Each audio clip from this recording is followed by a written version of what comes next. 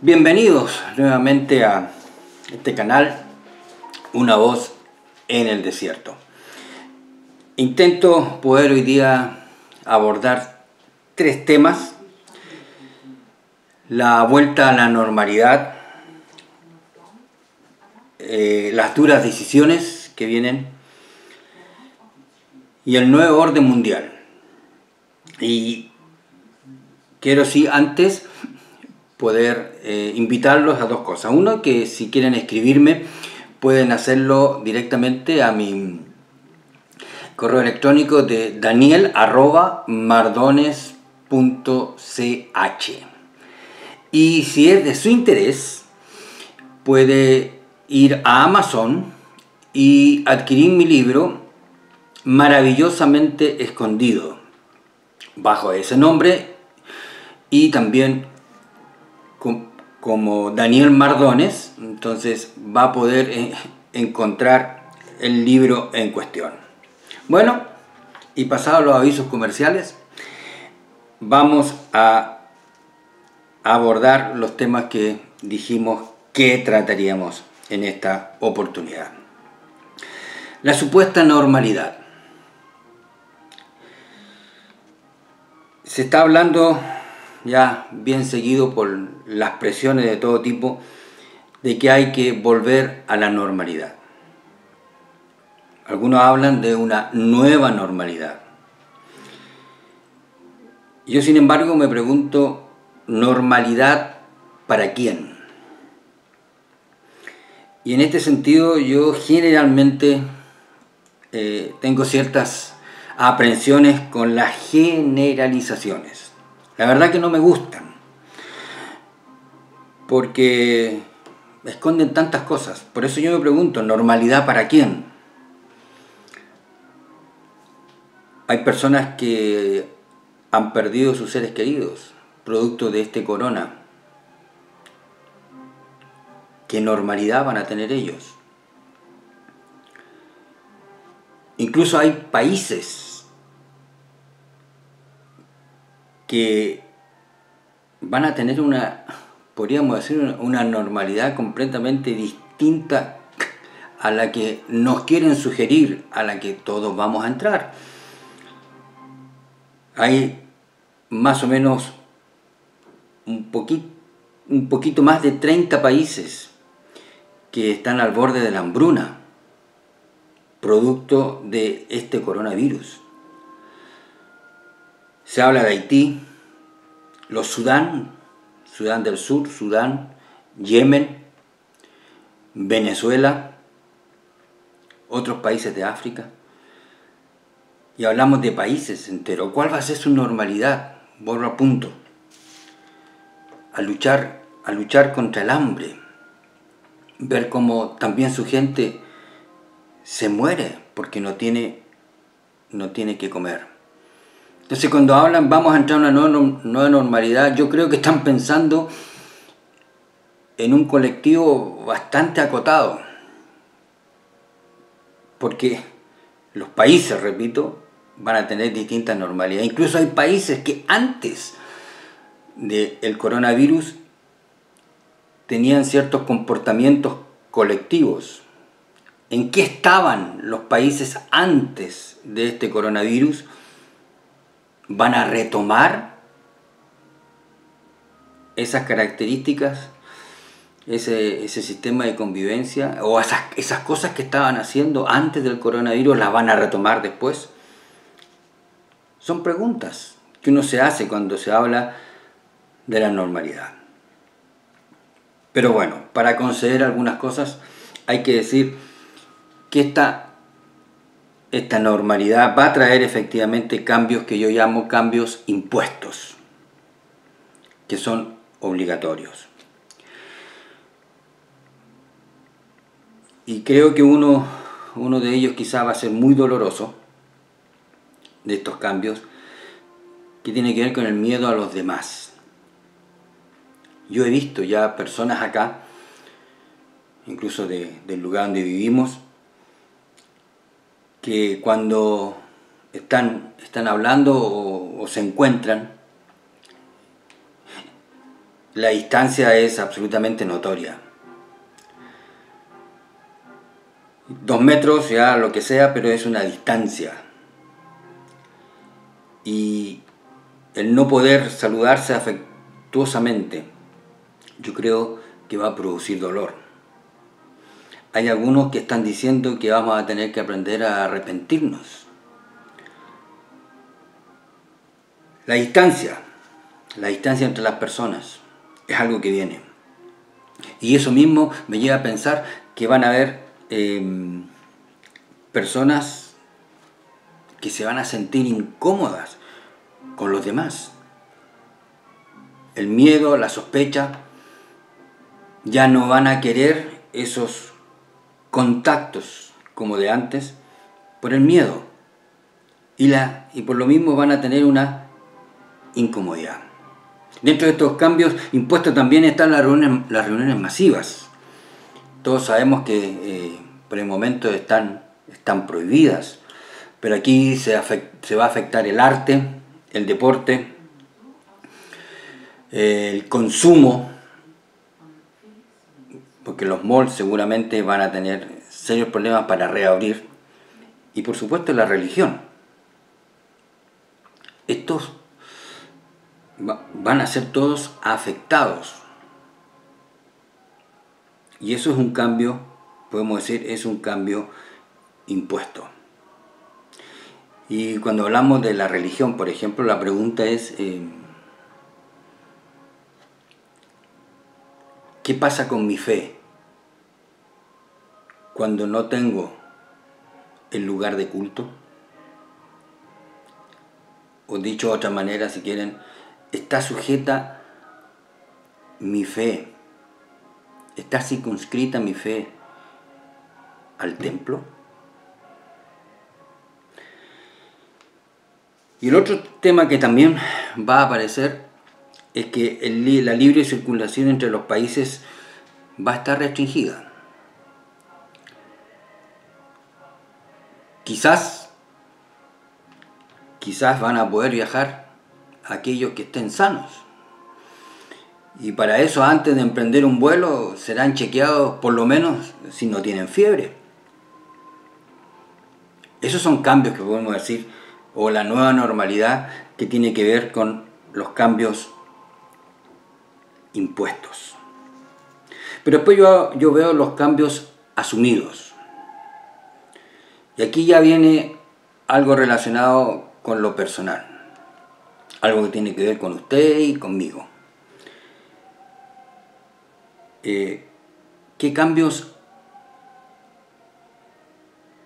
asumidos voy a practicar en esta nueva normalidad? ¿Cómo va a ser mi normalidad? Durante este tiempo de cuarentena o también en la lucha en los respectivos países contra el coronavirus, durante este tiempo la pregunta es: ¿sobre qué he hecho conciencia? ¿Qué ha venido a tener una importancia que antes no tenía? Y pregunto, ¿cómo serán sus nuevos compromisos? Durante este tiempo tomó conciencia de su eternidad, por ejemplo. ¿Hubo lugar para pensar cómo está su relación con Dios? ¿Qué conoce del Evangelio? Esas son preguntas que tienen que ver con nuestra normalidad.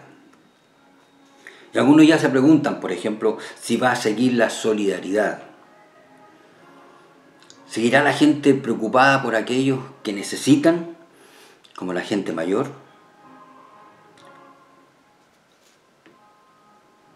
¿Seguiremos enfocados en lo esencial? Porque eso es algo que aprendimos.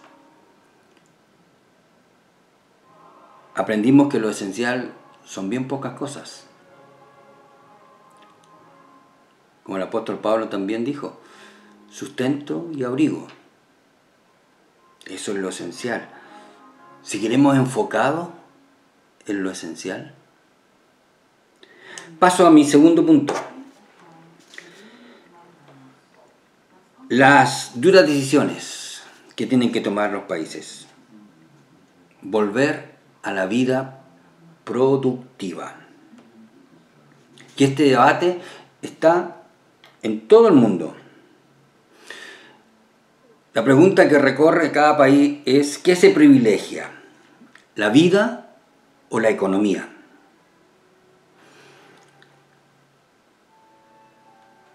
Y antes de que cada uno a lo mejor pueda pensar en una respuesta, personalmente creo que no estamos llamados a elegir una opción en desmedro de la otra. Porque quien tiene vida tiene que vivir. Y para vivir se necesitan recursos. Incluso esta lucha contra la pandemia está significando el desembolso de millones y millones de la moneda que sea.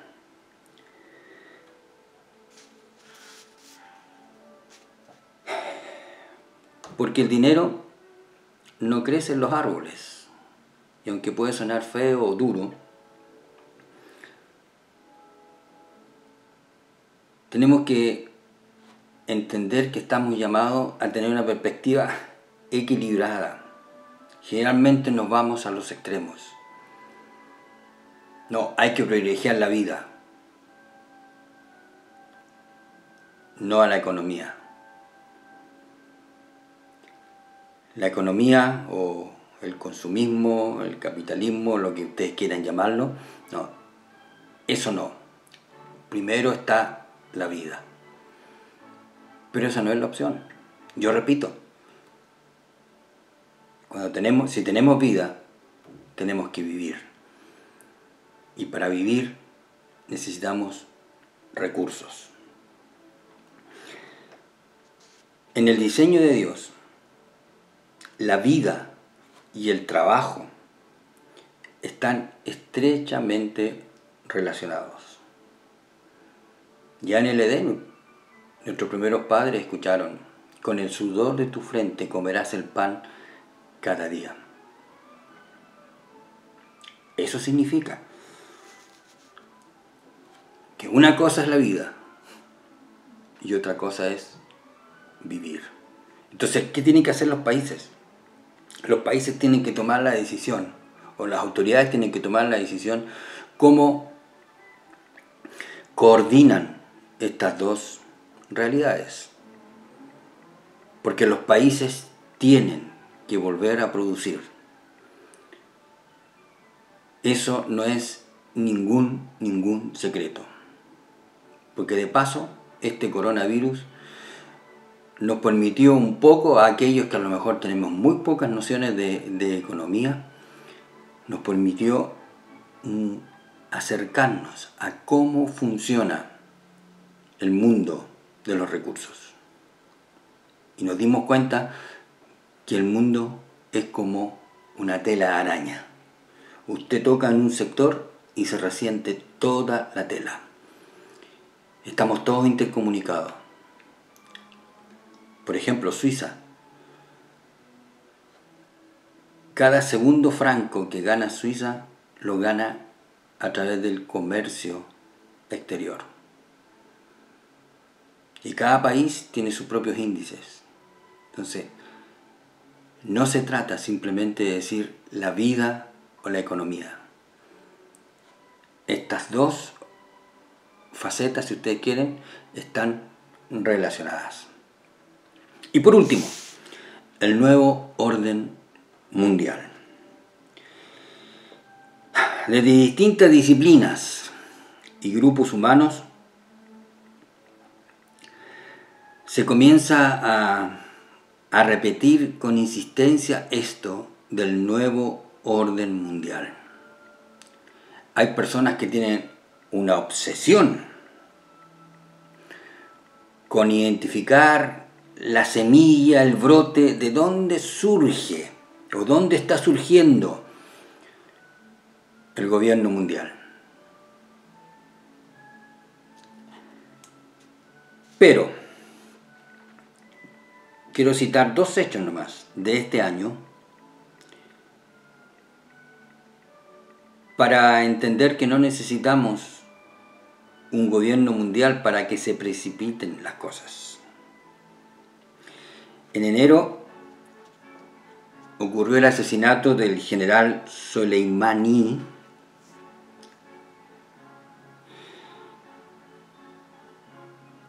y la tensión que se vivió después de ese asesinato fue brutal. Entonces la pregunta que yo me hice en ese tiempo y se la hago a usted ahora: ¿cuánto se necesita para que las cosas cambien a nivel mundial? ¿Qué se necesita para desencadenar los acontecimientos? Con un muchacho joven de nuestra congregación, en esos días conversábamos. Y él me dijo: ¿qué crees? Me dijo. ¿Cuánto le queda a este mundo? ¿Cuánto le falta para que todo esto se acabe? Y él dijo: yo creo que falta muy poco. Y ahí un poco nosotros también intercambiamos opiniones. Pero una cosa sí coincidíamos. Y repito, para que se desencadene los acontecimientos, para que se produzca una hecatombe, se necesita muy poco. Ya vieron, fue el asesinato iraní el general Soleimani. Y el mundo estuvo en ascuas. En los días que siguieron, la tensión fue gigantesca. Y el otro punto es la irrupción de este virus. Nadie lo vio. Y es algo imperceptible. Nadie de nosotros lo puede ver. Aunque están mostrando fotos hoy día, pero son a través de instrumentos de última generación que logran sacar algún tipo de imágenes. Pero el virus es imperceptible. Y ya ven cómo dio vuelta a este mundo. Las cosas pueden cambiar muy rápido. El desastre global se puede precipitar en muy corto tiempo. Entonces, quienes están pensando o esperando que se produzca un gobierno mundial, en mi opinión, no se necesita para que el mundo se vaya a precipicio un gobierno mundial. Ahora, en términos prácticos, ¿cómo establece un gobierno mundial? ¿Cómo lo establece? Porque existen diferentes culturas. Además, existen diferentes sistemas de gobierno. Hay teocracias, hay dictaduras, está la democracia, y en algunos países incluso tienen monarquías todavía. Yo me pregunto, para establecer un gobierno mundial, ¿quién está dispuesto a ceder? ¿Quién está dispuesto a renunciar a su sistema para asumir el orden mundial? Los que aman la democracia, los que aman la libertad, los que aman la libertad de conciencia, la libertad de movimiento, sus libertades civiles, van simplemente a renunciar a eso, así nomás, por un nuevo orden mundial. O las teocracias van a estar dispuestas a dejar sus regímenes para ser parte de un nuevo orden.